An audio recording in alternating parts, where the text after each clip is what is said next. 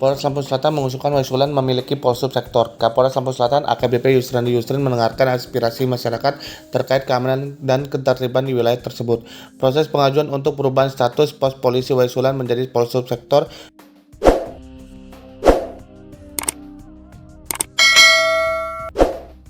sudah dilakukan dan saat ini menunggu keputusan dari Menpan RB.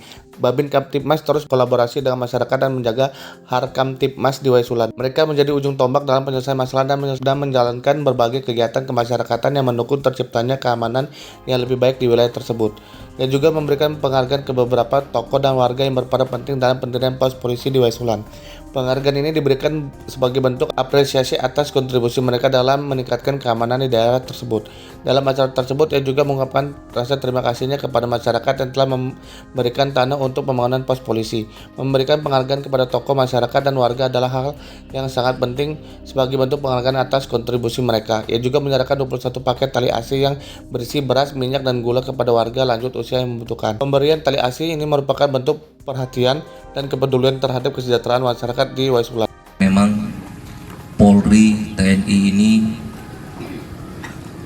diberikan beban tugas yang luar biasa oleh pimpinan tertinggi Pak Presiden untuk terus bersinergi dengan semua elemen masyarakat, baik di kecamatan, di desa, dengan tokoh masyarakat.